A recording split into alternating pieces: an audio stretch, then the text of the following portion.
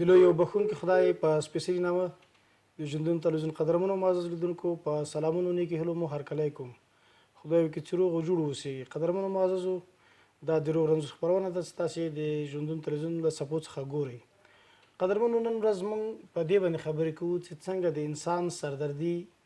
پیدا کیږي او دا سردردي د کوم علتونو یا اسبابو په وجه باندې انسان ته اذیت او تکلیف ورکوي. کله کله دا سردردي د داخلي له وجې نه وي، کله کله دا سردردي د بعضو تومورونو له وجې نه وي، او کله هم بعضې وختونو کې دا سردردي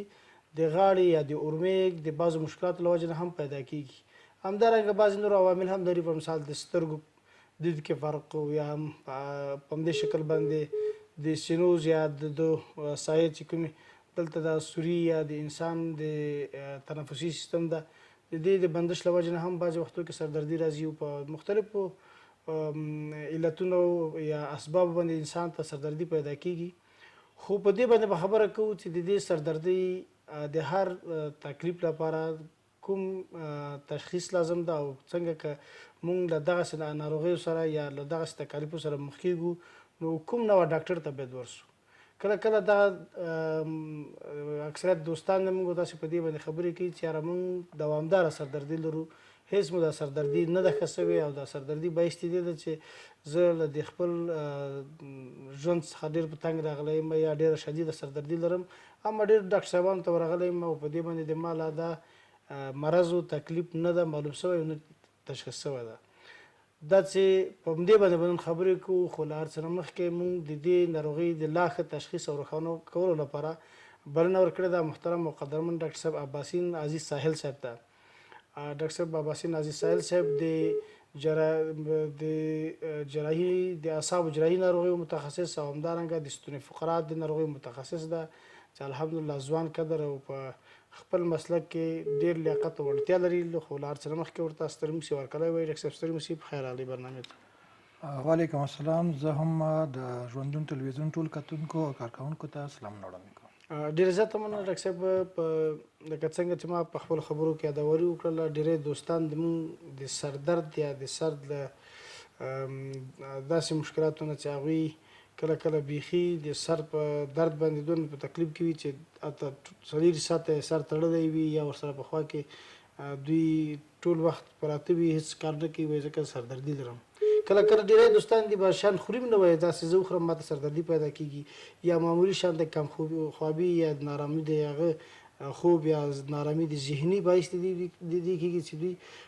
دوامداره سردرد ولري. نو اول په عمومي ډول باندې سردرد که تاسو هغه کې ده چې تشریح کړي سردرد څنګه پیدا کېږي. لکه څنګه چې تاسو مخکې وویل چې دغه سردردیانې مختلف عوامل کیدای شي چې په دې کې هم ساختماني مشکلات کیدای شي، هم روحي مشکلات کیدای شي، بیا په دې کې ځینې داخله مشکلات وي چې داخله مرضونه له وجې نه دغه مشکلات منځته راځي، او یا هم ځینې هغه عوامل چې هغه جراحي ته ضرورت لري. په هر ترتیب داسې به ووایو چې هر مرض کولی شي چې سردردي منځته راوړي،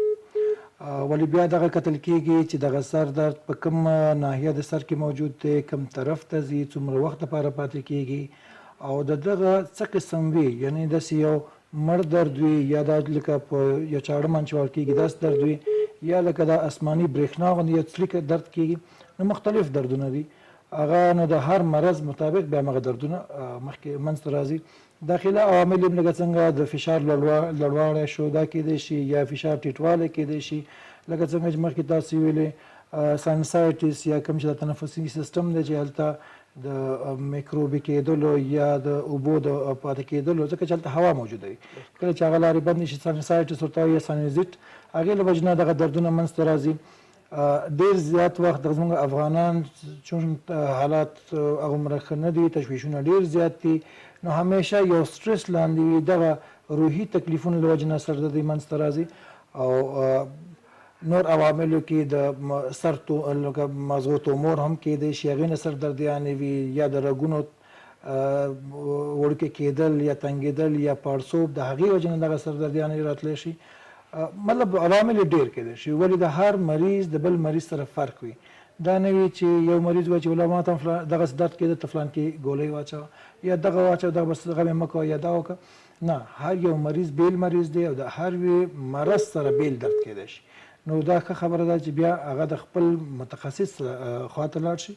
چې که چېرته د ګوشو ګلو متخصص ضرورت وي یا د داخله ضرورت وي یا د جراحي اعصاب متخصص ته ضرورت وي نو هغې مطابق باید چې هغه ډېر زیات مننه ډاکټر صاحب سلامت اوسئ واقعا چې سردردي یو له هغو ناروغیو څخه ده چې انسان ته ډېر تکلیف او اذیت ورکوي او د انسان په دې ژوند کې دا هغه ناروغي ده چې حتی ډېری کسان موږ تاسو ګورو چې په مجلس کې نه کیني په سر مې درد ده په موټر کې نه کیني په سر مې درد ده ډېری نور داسې کارونه چې هغه بایستی دي چې دی په اجتماع کې ترسره کړي د دې خپلې سردردي په اساس باندې دوی نشي کولی چې دا خپل ژوند مخ ته یوسي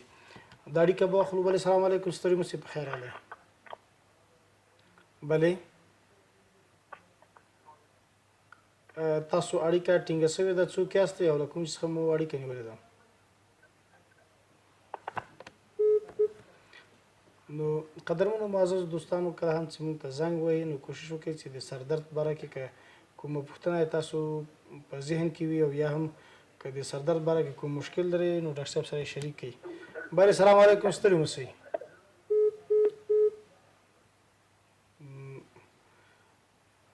ډاکټر صاحب دا چې سردرد انسانانو ته په کوم عمرونو کې پیدا کیږي او د دې پیدا کېدلو نه بعد هر چا ته که دا تکلیف پیدا کېږي دوی باید څه وکړي نو په دې ټولو باندې به خبرې کوو بلې سلام علیکم ستړي مو شئ سلام علیکم وعلیکم جوړې ښې صاحب ښه ده څوک یاستئ او له کوم څخه مو اړیکه نیولې ده نوم مې دی نقیب رحمان د پکتیا ولایت نقیب الرحمن مهرباني وکړه که سردرد باره کې کوم مشکل لري نو ډاکټر صاحب تاسو په خدمت کې ده دا مشکل دی مې د ډاکټر صاحب نه ما پوښتنه کوله د مخ مې دانې دي دا نښې په مخ باندې دانې دي څونه وخت کېږي او دا دانې دایمي که کله کله پیدا کېږي نه دی اوړی ژمی ګرمه هوا یخه هوا خوراک څښاک دا خو ورته باندې تاثیر نه کوي ولا به ډاکټر صاحب کله ورکې شي بیا پیدا شي ورکې شي بیا پیدا شي څو کلن یې عمر دې څومره ده څنګه عمر دې څومره ده څو کلن یې تقریبا 13 کلن یم برنامه تعقیبو انشاءالله حتما که وخت په دې باندې به هم خبرې وکړو چې ځوانکۍ یا په دغه 13 کلنۍ کې څنګه دانې پیدا کېږي بلې سلام علیکم ستړي مو شئ جوړ یاستئ که لږ په لوړ اواز خبرې وکړئ تاسو اواز ډېر ټیټ راځي ژوندون تلویزیون ده د روغ رنځور خپرونه ده او نن ورځ مو په سردرد باندې برنامه پیل کړې ده تاسو مهرباني وکړئ که په سردرد کې کوم مشکل لري یا د سردرد لخوا نه کوم جنجال سره خدای نخسته مخ یاستئ نو ډاکټر صاحب تاسو په خدمت کې ده روزانه موږ دغه یو ورور دی دانې پر اخیستلې دغه هر دې باندې دي کله ورځې شي کله زیات اخیستي څو کلن د دغه دانې په موسم پورې ارتباط لري نه لري خوراک پورې ارتباط لري نه لري دا روزانه دلته کابل ته چې راشي دغه ښار ته کېږي دانې پر اخیستي نو چې بیا جلال آباد کې دلته نه پراخېږي ښه له ګرمې هوا یخې هوا سره همدا رقم له خوراکونو سره دې شیانو سره خو تاثیر نه کوي سمه ده انشاءالله د ډاکټر صاحب ناسته موږ سره که وخت په دې باندې به هم خبرې وکړو چې دانې څنګه پیدا کېږي بلې سلام علیکم ستړي مو شئ بلې مونږ اواز اورئ صاحب السلام علیکم وعلیکم السلام مو کوشش وکړه چې په تلیفون موږ سره خبرې وکړئ ښه یاستئ ستړی مو شئ السلام علیکم وعلیکم السلام تاسو اړیکه موږ سره ټینګه ده په ټلیفون راسره خبرې وکړئ د تلویزیون اواز مو ښکته کړئ الو کوشش په دې باندې وکړئ چې کله له موږ سره اړیکه نیسئ نو د تلویزیون اواز ښکته کړئ تر څو د تاسو د خبرې موږ سره د تلیفون په واسطه باندې نیغ په نیغه یو بل واورو بلې سلام علیکم ستړي مو شئ وعلیکم السلام جوړ یاستئ وعلیکم ښې صاحب ښه ده څوک یاستئ او له کوم څخه مو اړیکه نیولې ده الحمدلله محمد کریم نومېږم له کمپنۍ نه مې اړیکه نیولې ده مهرباني محمد کریم وروره که ډاکټر صاحب تاسو په خدمت کې ده که په سردرد یا د ملا په مورو کې کوم مشکل لري نو ډاکټر صاحب تاسو خدمت کې ده او اواز هم اوري مننه ژوندی اوسئ ما دا سر خویږي دا یو بغل او بل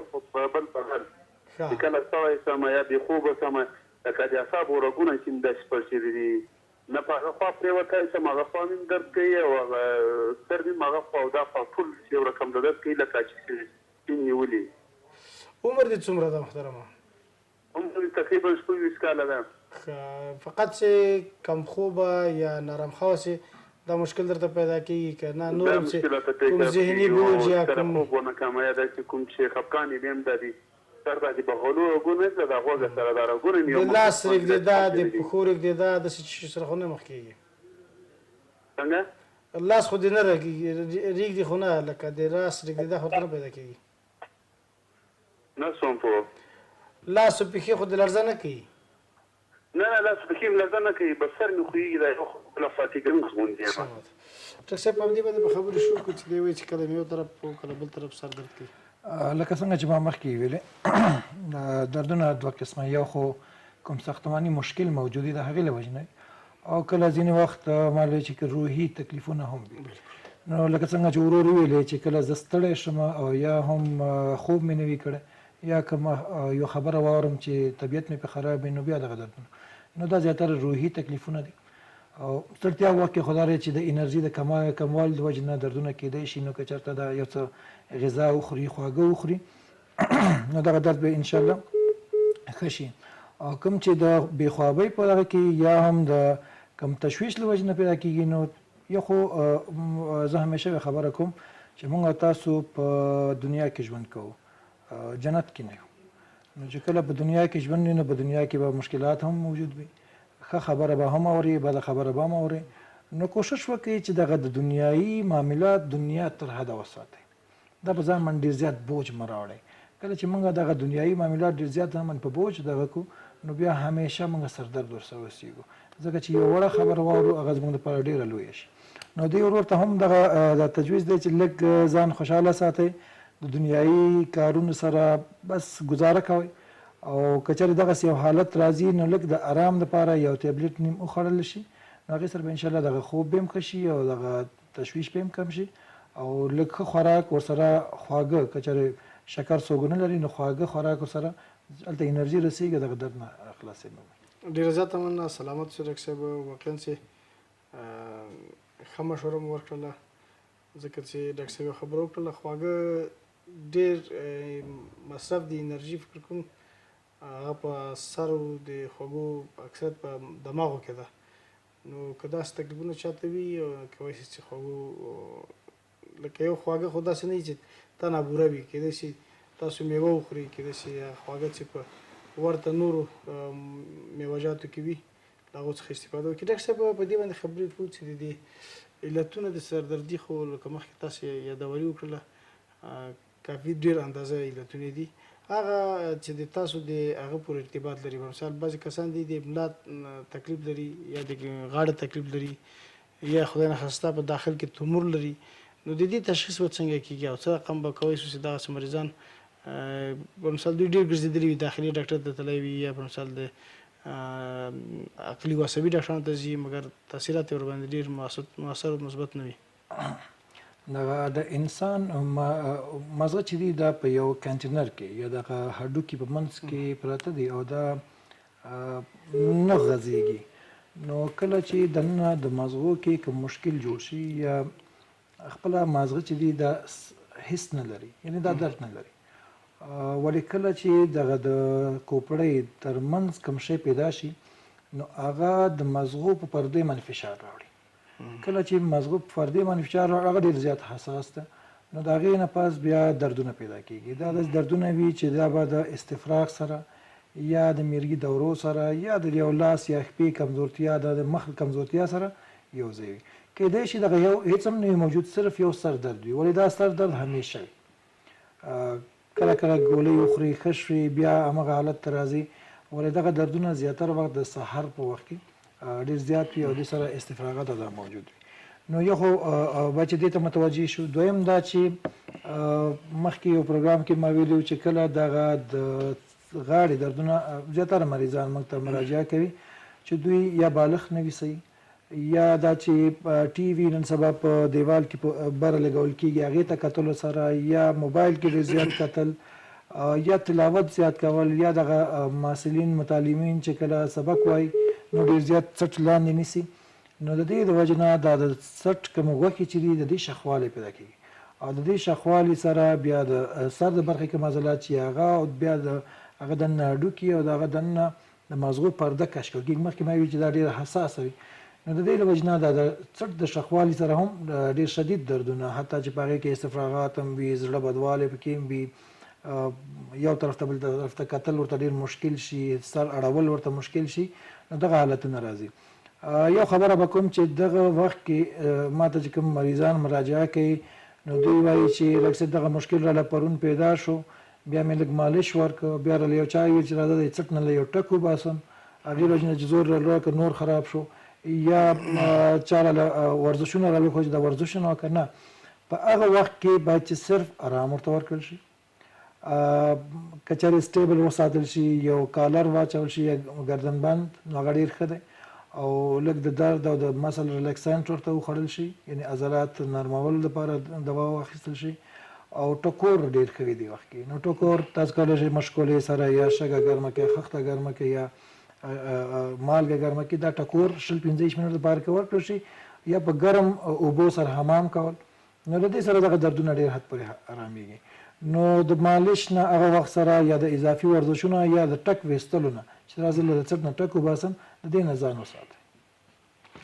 ډېره زیاته مننه. سلامت شو ډاکټر صاحب، دا اړیکه به مو اخلو. بله سلام علیکم. ستړي مه شئ. وعلیکم ښې جوړې صحت مو ښه ده؟ شکر ډاکټر صاحب چې ته ښې جوړ خیر. مخکې مې ټلیفون درته کړی و، محمد کریم نومېږم، د کمپنۍ نه مې سمه ده، د هغې ته انشاءالله پروګرام د موږ شته، تاسو برنامه تعقیبوئ، حتما په دانو باندې راګرځو. صحیح ده؟ نو بلې نو د سر دردونو په حساب باندې به ډاکټر صاحب په دې باندې هم خبرې وکړو. کله کله دغه د سر درد یو طرف ته وي، مثال یو بغل وي یا یو سترګه ورسره وي، کله کله د نیم سړي چې ورته په دغه شکل باندې وي. د دې سر درد علت او هغه مشکل د شي په اساس باندې پیدا کېږي. خو بله د اړیکې نه. بلې سلام علیکم. ستړي مه شئ. بلې وعلیکم السلام. ښه یاستئ؟ صحت مو ښه ده؟ جوړ یاستئ؟ څوک یاستئ او له کوم څخه مو اړیکه نیولې ده؟ وعلیکم السلام. خیر اوسه. سلامت شئ. تاسو ښه یاستئ؟ خپله ښه یې؟ کاري ده. ولې چرخې نه اړیکه نیولې ده، هغه ده چې ما د سر تکلیف دا نور میاشتې کېږي دوا خورم، خو بیخي په علاج نه پوهېږم. دا کفرې نه دا شنګاره کې غوږونو کې دغه شنګاره دی، دا ښه علاج وکړم. فشار دې څومره دی؟ د وینې فشار دې کتلی ده؟ فشار کېږي نه کته کېږي، او د وینې غوړ یا چربي د وینې چې ورته وایي دا دې کتلي دي؟ وینې غوړوالی مې 3 میاشتې مخکې و، په هغه اوس هغه شوی ده. شکر د معدې تکلیف دغه سر نه ډېر پیدا دی. ښه، دا وچ درد کې کله کله درته استفراغات یا دلبدي هم پیدا کېږي؟ نه دغه اوس تا سره غږېږم هم که نه دې کفرې کې د شنګاره غوندې دغه شنګار دې په غوږو باندې حس کوي؟ غوږونه دې څنګه دي؟ نور عام اواز پې صحیح اورېدلی سي؟ و اواز بلې هغه پې اواز هر شی پې صحیح اورئ. غوږو ډاکټر دلته دی، مویس فرق ورکې نشته ده، خو دغه د اعصابو څه تکلیف ده ښه ده. عمر یې څومره؟ څو کلن یې تاسو؟ عمر دې څومره ده؟ عمر مې 22 کاله وي. سمه ده. او وزن دی؟ بلې او وزن مې دومره چې یاره وداسې مې وزن دا ډېر وخت کړی چې څو شپېته 15 شپېته به یم. صحیح. ډاکټر صاحب یو مشکل چې موږ په عمومي ډول باندې لرو ګرځېدي ورونه چې موږ پوښتنه وکړه، د دې غوږونو شنګاری هم د سر درد پورې رابطه ورکوي. کله کله چې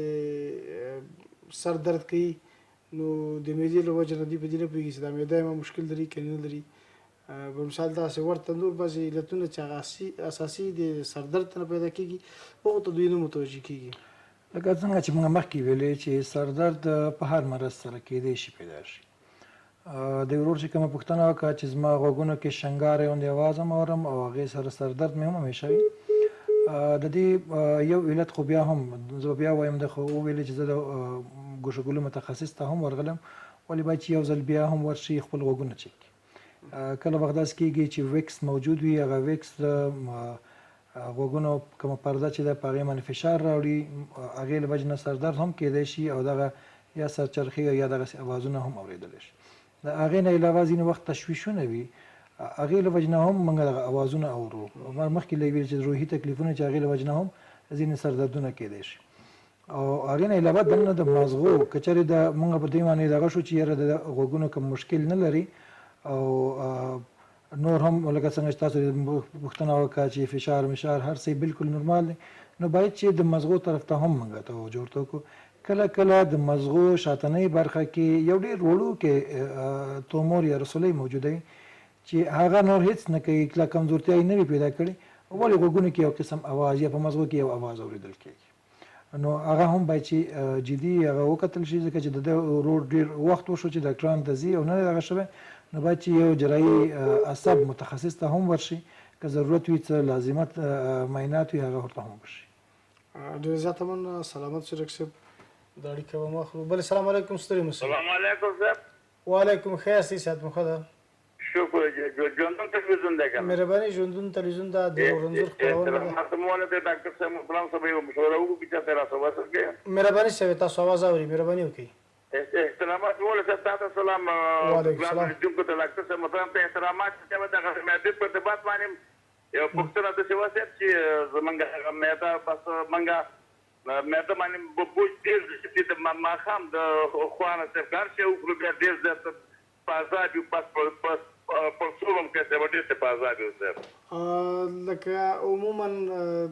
د خوراک په حساب باندې کله چې لوبیا غوښه یا وریجې سخت شی وخورئ د دې سره مغاستې او که نه د هر شی چې وخورئ تکلیف درکوي؟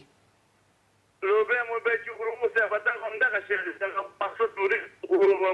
نری یا شولې چې سلام علیکم صاحب یا مقصد کوکي کنه دا اوس په نوسته دا وخت نه دی خو بیا هم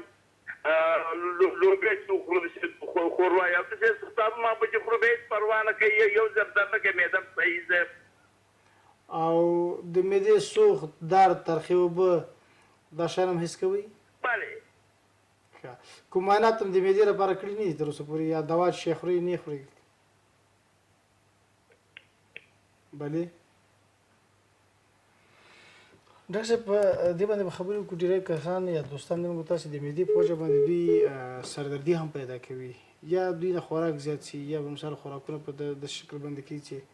یو ناوخته خوراکونه کوي، یا موږ تاسې ډېر زیات دغه د فقیرو دولتونو اخرت ته شیان چې قیمتي هغو ته ډېر داسې تلوسه. نو په دغه لحاظ باندې تاسو د معدې په حساب باندې څه لاندې خبرې وکړئ؟ د معدې خو داسې دی چې اول خو زمونږ د خوراک ترتیب هغسې نه وي برابر. مونږ خواږه او ترخه او مرچک والا او هر څه خولې ورچو. او بل زمونږ مشکل دا دی لکه تاسو ویلې چې پرخوري ډېره کوو، یعنې ډېره خورو. هغه کوم په ترتیب سره چې دا چې د هوا او د اوبو او د خوراک دپاره ځای پرېږدو هغسې نه پرېږدو. دویم دا دی چې ځینې خواړه دي چې هغه په خېټه کې ګیس جوړوي، هغه هم باید چې په طریقه باندې وخوړل شي. ځینې اوبه څښل ډېر ضروري دي. زموږ خلک بالکل د اوبو کمې دي اوبه څښي، یعنې داسې دی چې تقریبا د ورځې کم سے کم 8 ګیلاس یا 2 لیټره پورې اوبه وڅښل شي. که چېرې موږ پوره اوبه وڅښو او خواړه خپل په طریقه سره او ښه وجول شي، او بل دا چې د خوړو پسې دستي څه نه مري. او بل زمونږ ځینې خلک دا عادت لري چې څنګه خواړه وخوړل نو دوی وایي چې راځه یو څو قدمه ووهو. نه، هغې وخت کې قدم فایده نه کوي. 1 ساعت 1.5 ساعت استراحت ملاس ته نه، ولې استراحت پکار دی. هغې نه وروسته باید چې بیا موږ خواړه بیا موږ ورزش یا قدم ځان ته، ځکه که چېرې هغه وخت کې موږ د قدم وهلو لپاره اوچت شو نو زمونږ دغه کومه وینه چې معدې طرف ته ځي چې د معده پکار کوي او هغه خواړه معده کوي، نو هغه ټوله وینه د عضلاتو طرف ته راشي. نو معدې ته دومره وینه نه رسېږي چې هغه حرکت په صحیح طریقې سره وکړي. نو کوم خواړه چې ټول په معده کې پاتې شي او هغه بیا د معدې د تکلیف سبب کېږي او اضافي کم تیزاب دا چې معدې ته راغورځول کېږي د خوړو د معده کولو لپاره، نو هغه سبب د دې کېږي چې بیا دغه د معدې تکلیفونه او ګیس دا جوړ کړي. نو ښه خبره دا ده چې یخ اوبه څښل په نهاره باندې که چېرې څوک اوبه وڅښي هغه ډېره فایده کوي ورسره. بل دا نوشابه لکه کوک، پیپسي، انرجي ډرینک وغیره زموږ خلکو ډېر عادت شوی، د دې نه اجتناب باید وکړل شي، ځکه دا تکلیف جوړوي د معدې. که چاته مرچکې وغیره مشکل جوړوي نو هغه دې هم نه خوري، باقي دې د معدې متخصص ته لاړ شي چې ډېره زیاته مننه ډاکټر صاحب، سلامت شي. قدرمنو معزز لیدونکو زموږ برنامه لا پاتې ده او اوس لنډه شان دمه اخلو، بېرته زر راګرځو، موږ سره پاتې شئ. قدرمنو معزز لیدونکو یو ځل بیا مو هرکلی کوم د روغ رنځور خپرونه ده چې تاسې د ژوندون تلویزیون څخه په ژوندۍ بڼه ګورئ. قدرمنو نن ورځ مو په سردردي یا د سردردۍ په عواملو باندې خبرې کولې چې د تکلیف د لا روښانه کولو لپاره مو بلنه ورکړه قدرمنو معزز ډاکټر صاحب عباسي نازي ساحل صاحب ته چې دی د جراحي اعصابو او د ملا د تیر یا د ستوني فقرات د ناروغیو متخصص ده. ډاکټر صاحب لکه څنګه چې موږ تاسو په خپله خپرونه کې مخکې یا دوايي وکړله بعضې کسان یو طرف د سر درد ورته پیدا کېږي ډېری کسان په همدغه وخت کې د غاښونو درد هم حس کوي حتی بعض ډېر کسان داسې کېږي چې لاړ شي د غاښونو ډاکټر صاحبانو ته یو نیم غاښ هم وباسي مګر د دوی دغه درد نه وي ښه سوی. دغه هم مربوط د دې راځي چې د دوی د سر درد هم ورسره لا اضافه کېږي او د غاښونو نه هم دوی کله ځان خلاص کړي مګر بیا هم هغه مشکل چې اساسي کوم ده دا نه وي حل سوی. نو د داسې کسانو ته تاسو توصیه څنګه ده؟ ما وی چې ځینې دردونه داسې وي چې هغه لږ کله ګونګ پاتې شي. ځینې یو عصب دی چې هغه مخ لپاره راځي مخه اروا کوي دغه کوي برق ورته ورکوي. نو کله دغه مزغو دننه یو عصب د پاسه رګ راشي چې هغې له وجې نه دې باندې فشار راځي او دا یو درد وي لکه څنګه چې د اسمان برق یو کلکه کوي. نو د دغه سره دغسې درد هم په دې مخ باندې کله چې مسواک کوي غاښونه وینځي یا مخ ته اوبه اچوي یا اودس کوي نو په دغه حالت کې دغه یو شدید درد لکه څنګه د اسمان برېښنا وي دغسې یو درد راځي چې دغه درد زیاتره هغه مریضان د غاښونو متخصصینو ته مراجعه کوي. هغوی ډېر مریضان داسې راځي چې درې څلور غاښونه یې ویستې وي بیا موږ ته مراجعه وکړي. نو دغه ته موږ ټرایجیمنل نیورالجیا وایي چې دغه په مزغو کې دننه په دغه عصب باندې پاسه رګ راغلی وي یا هم په هغې برخه کې کوم تومور یا رسولۍ موجوده وي یا د اوبو یوه خلطه غوندې جوړېږي چې هغې ته ارکنایډ سیسټ وایي هغه جوړېږي. نو دغه دردونه هم وي چې دا د مخ په یوه برخه کې وي او دې به چې جدي تداوي وشي ځکه چې که دغه صحیح تداوي نشي حتی مریضان دې ته مجبورېږي چې ځان وژنه وکړي ځکه دا دومره شدید درد وي. نو دا باید چې دغه ډاکټر ته یعنې جراحي اعصاب ته بیا دغه مراجعه وکړي تر څو پورې چې هغه صحیح معاینه شي او که کوم لازم وبلیني چې هغه ته بیا تشخیصیه کوم معاینات دي هغه ورته ورکړل شي. ډېره زیاته مننه. سلامت اوسئ ډاکټر صاحب. السلام علیکم. وعلیکم ستړي مه شئ. تاسو ښه یاستئ؟ دا د ښه جوړې ښه یې سترګې ښه دی. خدای دې ژوندی لره. سلامت اوسئ. څوک یاستئ؟ شکر الحمدلله. څنګه چل دا ډاکټر صاحب سره مهرباني ډاکټر صاحب تاسو. السلام علیکم ډاکټر. وعلیکم السلام. مهرباني وکړئ. تکلیف ورو دا سردردي د ډاکټر صاحب سره. السلام علیکم. وعلیکم السلام. مهرباني اورم. مهرباني وکړئ. السلام علیکم. आवाज مو اوري؟ وعلیکم السلام. خپل پوښتنه مو شریکه کړئ ډاکټر صاحب تاسو وزاري. دا سلو پنځه میاشتې کېږي ډاکټر صاحب محترم په دې سر باندې مې درد راځي که نه؟ بالکل. سر باندې درد راځي ډېر دا سردردي په سر باندې مې درد راځي او دغه یو رقم ګولۍ دغه انګي ګولۍ دغسې وخورو دغې سره ښه شي. ما ته ډاکټر پوښتنه وکړه یو بل سوال مې ورپورته کړو مې د ماشومه ده ښه دغه بس ډېره کمزورې ده دا ډوکو څنګه مشکل ده که نه د ډاکټر صاحب دا سردردي کې زه نه دوه پوښتنې وکړم چې یو خو دا ده چې دا سردرد دایمي که کله کله وي بعضې وختو کې محترم دا دایمي دا سر درد خو مې دغه دوه درې څلور کاله کېږي چې سر درد مې که نه بیا یو قسمت د سر درد کوي او که نه ټول سر د درد کوي سر درد دی بیا نه د سر باندې مې درد راځي سر باندې که نه داسې سریکه سریکه غوندې درد وي او که نه بس داسې کله کله خو نیسي داسې کلک شی وخورم بیا درد راځي که نه معده دې څنګه ده سوخ درد ترخې اوبه نه نور شکر الحمدلله ښه یم معده مې هغه نه ښې خو دغه سر درد را باندې راځي نور زکام هم نه سینه مې هم ټوخېږم هم خالي دغه سر درد ډېر لرم که نه سمه ده انشاءالله ډاکټر صاحب تاسو پوښتنه واورېدله مهرباني خیر اوسئ مخه ده ښه شه ډاکټر صاحب دلته یو شی چې د ما په ذهن کې وګرځېدل که تاسو په عمومي ډول باندې د سر دردونه هغه کې ده چې بعضې وختو کې د سر درد څړیکې په شکل باندې وي بعضې د وختو کې د سر درد داسې وقفه‌ي شکل باندې وي او کله کله د سر درد یو طرف ته وي یا مخ طرف ته وي یا بغل طرف ته وي د دغو علتونه هم ورته هغه کې او په عین وخت کې یو خو زه د ورور د سوال ته جواب ورکړم دوی ویل چې کله زه سخت شی وخورم بیا مې په سر باندې درد کوي دا د ژامې دغه برخه دې ته موږ TMJ وایو دغه هلته یو مفصل جوړیږي چې دې کې هم کله التهاب موجود وي نو چې کله سړی څه خوراک کوي یا سخت شی وخوري نو د دې ځکه چې دلته التهاب موجود وي دې هم شدید سر درد جوړیږي نو کېدای شي دا یو ورور نو پوره تاریخچه او لیدل او دا بیا مریض کتل هغه زیات مهم وي چې دغه سر درد ورته ولې کېږي د تشویش سره کېږي یا نور څه عوامل دغه سر درد ریفرنګ دغه لري یعنی رجعت ورکوي یو طرف ته ځي خو زه به په موږ سره یو څه دغه کوم چې ځینې مله مخکې ویلې چې شدید دردونه چې په دې مخ او دې کې راځي یا په سر برخه کې راځي دا د عصب که چېرته د فشار لاندې وي هغې سره کېږي که چېرې مسلسل درد وي او دی داسې وایي چې په ژوند کې مې مخکې داسې دردونه نه وو لیدلي او دا شدید درد یکدم را پیدا شوی یا مې فشار لوړ شو دی نه پس دغه دردونه پیدا شوي نو کله کله په مغزو کې دننه خونریزي ورکوي چې موږ ورته سبرکنایډ هیمریج وایو یا دننه د مغزو کوم رګونه چې دي هغه پړسیږي او هغه چې کله خونریزي ورکړي نو هغې نه هم دغه دردونه کېږي هغه انسان وایي چې داسې درد ما په ژوند کې نه و لیدلی بل مخکې چې ما لیدلي چې دغه د څټ ځینې دردونه دي چې د هغې له وجې نه لکه چې څټ شخوال د وجې نه دردونه کېږي چې په هغې کې هم ډېر شدید دردونه وي او حتی د قدم اخیستو سره احساس کوي چې دغه مازغه مې بیخي په سر کې خوځېږي نو هغه د څټ سره دغه دردونه کېږي د تبې سره هم دردونه کېدای شي د ساینسایټس چې موږ مخکې ویلې چې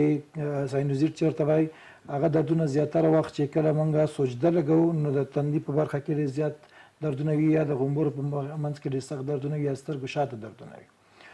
نو دغه یا کله کله د رګونو پاړسوب وي ډېر مریضان موږ ته مراجعه کوي چې هغوی ډېر وخت تداوي اخیستې وي او معاینات هم شوي سی ټي سکین ایم آر آی دا یې ورته هم کړي وي ولې څه پته نه لګي خو همیشه په سر درد کې نو کله که ایم آر آی ته ډېر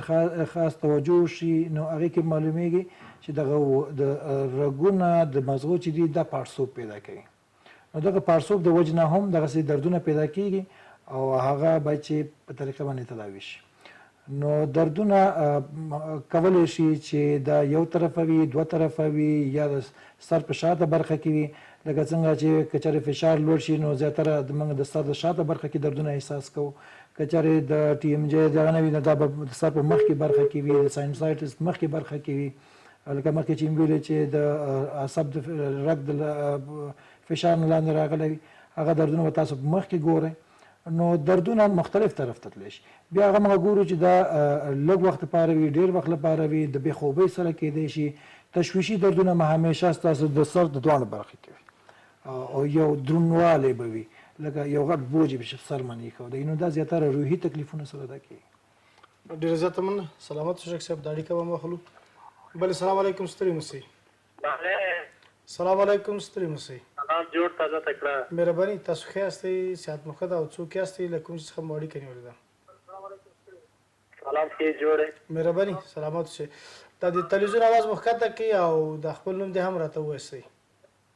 سامودین یم د لوګر څخه مهرباني سامودین وروره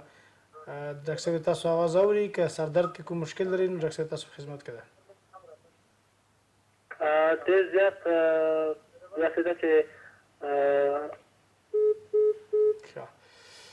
د روح اړیکه قطع شوه فکر کوم چې دا اړیکه به واخلو بلې سلام علیکم ستړي مسئ دا اړیکه مو هم له لاسه ورکړله په عین وخت کې ډاکټر صاحب دا سلام علیکم ستړي مسئ نو ډاکټر صاحب په دې باندې به هم خبره کوو چې ځینې کسان د سردردي سره خوا کې یو قسم دوره هم ورباندې راځي بلې سلام علیکم بلې ستړي مسئ اکثر کسان دي چې سردرد لري اما د سردردي سره خوا کې ډاکټر صاحب کله کله په دوی باندې یو قسم دوره راځي څوک یې پیریان بولي څوک یې میرګي بولي دا اړیکه به واخلو بلې سلام علیکم ستړي مسئ سلام علیکم جوړ یاستئ صحت مخه ده تاسو ښه یاستئ خیرات مهرباني څوک یاستئ او له کوم څخه مو اړیکه نیولې ده الو مهرباني صاحب تاسو د خپل نوم راته ووایاستئ نو دغه دوره چې کله انسان باندې راځي په عین وخت کې دوی داسې فکر کوي چې یاره زه پیریانو نیولی یم یا د خلکو ورته دا فکر کوي څوک ورباندې جانماز اچوي څوک یې خلک بوټ ورکوي څوک ورباندې یو کار کوي څوک ورباندې بل کار کوي دغه د سردرد پورې کوم ارتباط لري کېدلی یا میرګي په حساب باندې تاسو سره کوم بله هو دا زیاتره وخت کله چې په مزغو کې یو مشکل موجود وي مزغه خو الله تعالی داسې یو سیستم ورکړی چې ډېر وخت تخریشونه چې وي هغه کنټرولوي ولې کله چې تخریش د 100,000 نه زیات شي نو بیا یو دوره د میرګي راځي دغه دوره میرګي کولی شي چې د مزغو کومه رسولۍ موجوده وي یا تومور موجود وي یا مزغه وچ شوي وي یا میکروبي شوي وي یا ډېر نور عوامل شته چې مزغو باندې کله تخریش راځي یا کیدای شي 15% هغه مریضان چې هیڅ هم نه موجود ولې دغه دوره پرې راځي او دا د میرګي دورې دي پیریان نشته دا د میرګي دورې دي دننه د مزغو مشکل وي او په دغه حالت کې باید چې مریض سره کومک وشي کومک دا چې دته څومره زر کېدای شي چې هوا ورته معایشه ځکه که چېرې دته هوا ونه رسېږي اکسیجن ونه رسېږي نو د مازغو کومه برخه یې هم وچېدای شي چې د هغې وجې نه هغه فلج کېدای شي او د هغې نه علاوه حتی مرګ واقع کېدای شي نو دغه د میرګي دورې به چې ډېر جدي ونیسي او که دغسې یو حالت راځي باید چې دغه مریض زر تر زره شفخانې ته ورسوي زموږ خلک یو عادت لري چې سږمې ورته بندوي او خوله ورته بندوي چې دې سره نه هغې سره نور هم مشکل جوړوي ځکه تا پرې د اکسیجن لاره بنده کړه نو دې کې ښه خبرداره چې وقفي کې ورته ګوته واچوي او دا خولې آزاده شي تر څو که هغه غاښونو ترمنځ دته هوا ورسېږي ولې احتیاط وشي چې د ده ګوته د غاښونو منځ کې را نه شي ځکه مریض په ځان باندې نه پوهېږي او مکمل ګوته زخمي کولی شي د هغې نه علاوه باید چې دا یو طرفه واچول شي سیده وانه چول شي ځکه که چېرې دا استفراغ کوي نو دا استفراغ یې سږو ته ځي او د دې سره هم مرګ واقع کېدی شي یا نمونیا په آینده کې ورته کېدی شي د دې نه علاوه ځینې خلک موږ ګورو چې شربت ورته جوړ کړي او خوله کې ورچوي یا اوبه ورته ورچوي نو دې نه باید جدا مخنیوی وشي داسې کارونه هېڅ ورته مه ورکوي صرف هوا لاره ورته برابره کوي او څومره زر چې کېدی شي دا باید شفخانې ته ورسي دا کوم جنات نه دي دا میرګي دوره ده او دغه مریض د عصبي مشکل لري او دا نه چې دغه مریض چې څنګه دا دوره ختمه شي بالکل به راحت شي نه دغه مریض چې بیرته خپل حالت ته راځي نو دې کې ډېر وخت لګېږي نو باید چې دا ډېر جدي ونیول شي ډېره زیاته من سلامت اوسه ډاکټر صاحب دا اړیکه مو وخت بل سلام علیکم ستړي مه شئ السلام علیکم وعلیکم جوړ تازه ښه یاستئ صاحب وښه څوک یاستئ او له کوم څوک یاستئ او له کوم څه خبرې اړیکه مهرباني आवाज دی اورم دغه سر ما چې داسې ډوډۍ وخورم که نه سر مې داسې درومي چې بیخي سترګې راپسې پټې همدا څنګه ډوډۍ وخورې که نه لږ ساعت وروسته بیا دې ډوډۍ چې وخورم یو 20 منټه 10 منټه وځي سر مې دی ګنګ شي پوه شوې دا سر راباندې بیا وګرځي فشار دې څنګه فشار دې کتلی فشار دې نارمل ده خو بس شکر هم لرم فشار مې هم لږ معده دې څنګه ده د معدې مشکلات خو نه لري معده مې هم خرابه ده دا تلې مې هم سوځي نو فشار او شکر دې کنټرول وي ولا چې ما خو پاکستان ته تللی وم هلته مې وکوت هلته خو جګ و پوه شوې او بیا مې دلته نه دی کتلی او داروی را کړي همغه خورم دغه هر څه چې تاسو خورئ په مثال په غذا کې کوم وخت کې چې خواږه شیان یا غوړ شیان یا هغه څه چې تروش وي دا غذایي مواد چې وخوري تاسو دا تکلیف زیاتېږي او که نه له هر څه سره زیاتېږي د غوړو سره د څه د غوږ کې سره د غوایي د غوږ سره ډېر سمه ده تاسو برنامه تعقیبوئ ډاکټر صاحب ډېری کسان خو همغه تکلیف د داخلي په حساب باندې چې یو هم د هغې څخه شکر او فشار ده او د کله چې د یو چا فشار او شکر جګېږي طبعا سردرد ورته پیدا کېږي یا هم بعضې دوستان چې واقعا دوی د معدې مشکل لري نو کله چې دوی خواړه خوري په معده کې یو قسم بوج ورباندې راځي او دغه بوج د معدې په سر په اعصابو باندې تاثیر کوي دوی سردرد ورسره زیاتېږي نو داسې کسانو ته تاسو توصیه څنګه ده اول خو دا ورور باید چې وایي زه پاکستان ته تلم بیا هغې نه پس لکه چې نه دي کتلي نو دا شکر کتل غواړي باید چې هفتهیي یا میاشتنۍ باید چې د ډاکټر ته لاړ شي د خپل شکر وګوري یا کولی شي خپل کور کې ځان ته مشین واخلي په هغې باندې د ځان ته کنټرول کړي ځکه شکر د وجې نه هم دغسې کېږي بل دا چې خپل فشار د ویلې چې لوړېږي نو د فشار هم باید چې وکتل شي چې په هغه وخت کې دا په غذا کې زیاته مالګه خو نه خوري چېرته درېیمه دا ما مخکې ویلې چې کله چې موږ خواړه خورو دې سره د وینې زیاته برخه د معدې طرف ته راځي چې تر څو هغه خواړه معده کړی شي معده په حرکت راولي. نو کله داسې هم کېږي چې د انسان وینه کموي، نو کله چې خواړه خوري د هغې سره هم دغسې مشکل، او لکه څنګه چې تاسې ویل چې معدې خپل تکلیفونه دي ډېر زیات وخوړل شي دغه شي، نو هغې له وجې نه هم په هغې باندې بوج راځي. کوم چې عصب دلته موجود دي نو هغه عصب باندې فشار راځي، د دې له وجې نه هم دغسې ګنګسیت حالت راتلی شي. ډېر زیات مننه ډاکټر صاحب. د اړیکه به واخلو، بیا یوه بله پوښتنه چې ما ذهن کې وګرځېدله. سلام علیکم، ستړي مه شئ. بلې بلې سلام علیکم. بلې وعلیکم خیر سي صاحب مخه ده زمونږ اواز اوري؟ تاسو خپل نوم راته ووایاست.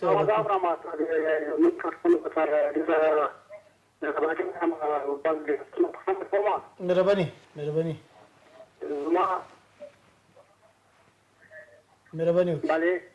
تاسو اواز راځي، مهرباني وکړئ. ښه ډېر ښه. که د سر درد باره کې کوم مشکل لري نو ډاکټر صاحب تاسو خدمت کوي.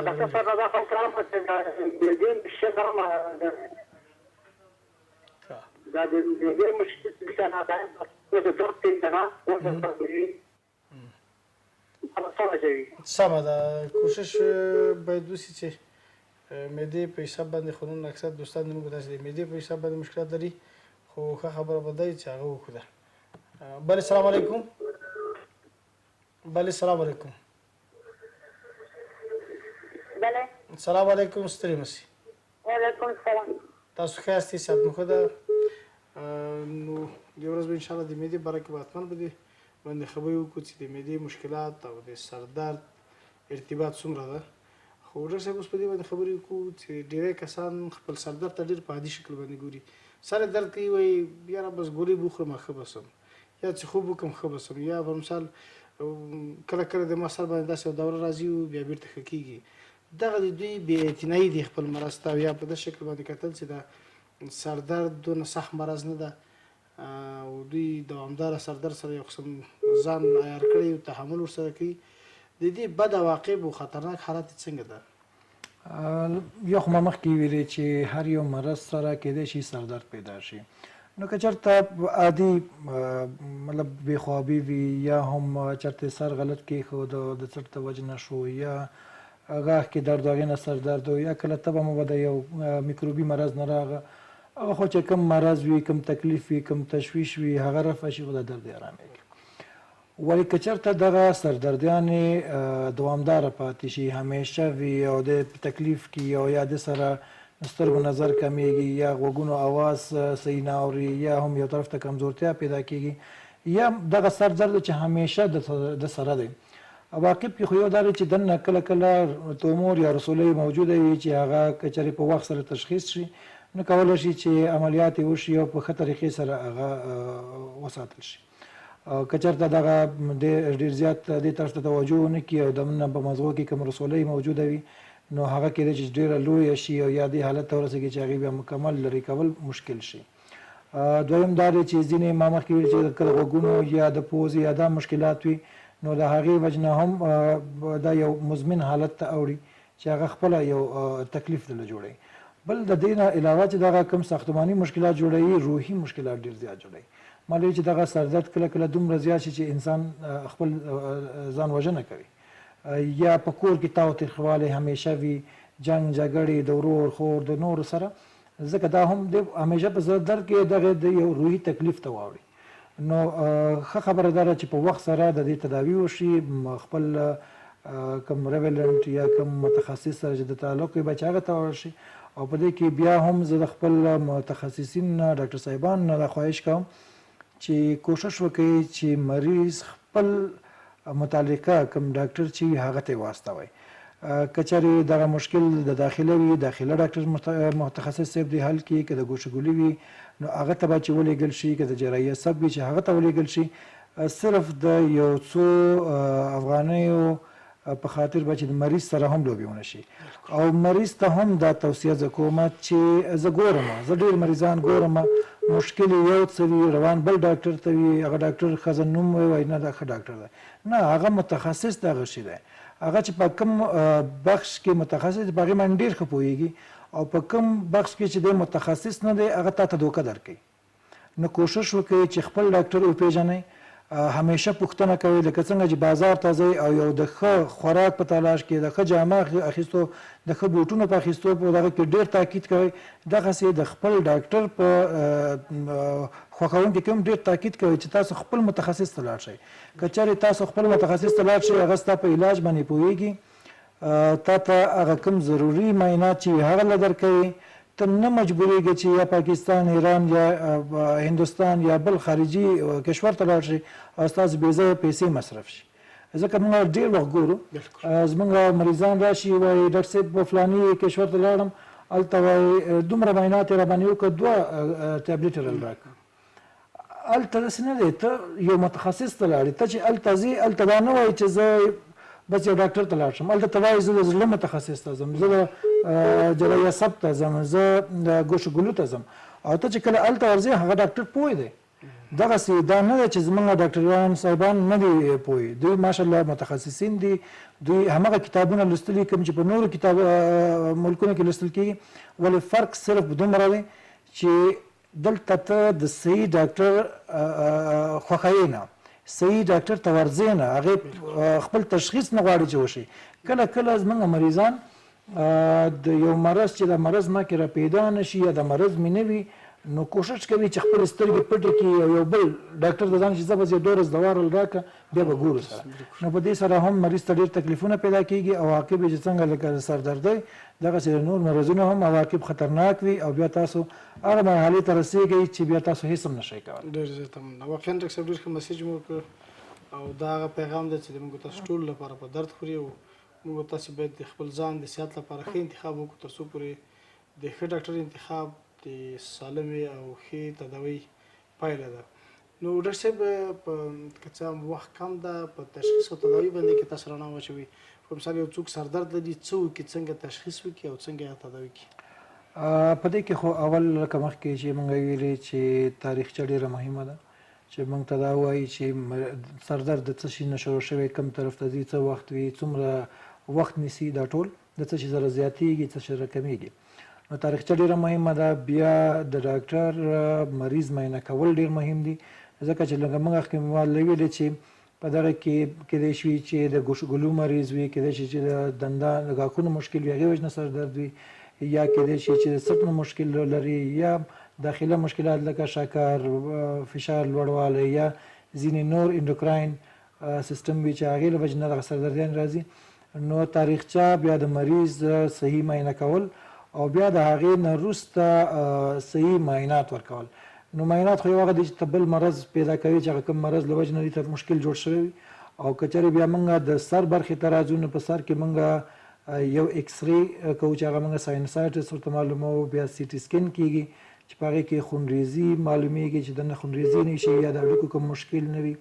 او بیا هم ام آر آی دا چې هغه موږ ته دننه د مزغو ټول معلومات راکوي نو ام آر آی ورته کېږي ډېره زیاته مننه ډاکټر صاحب سلامت اوسئ دا چې د ما هم بعضې پوښتنې لا پاتې دي او بعضې دوستان هم په لیکه کې دي زنګونه وهي نو هغه چا ته چې نوبت رسېدلی وي خدای وکړي چې د هغوی د ډاکټر صاحب له خبرو نه فایده اوچته کړې وي او چا ته چې نوبت نه وي رسېدلی نو په بخښنې سره له خپلو همکارانو نه هم مننه کوم او تاسو له راتګ نړۍ مننه ډاکټر صاحب سلامت اوسئ قدرمنو معزز لیدونکو دا وه د دې اونۍ د روغ رنځور خپرونه تر بلې اونۍ پورې تاسې په پاک او سپېڅلي خدای سپارم ښاد آباد او بریالي اوسئ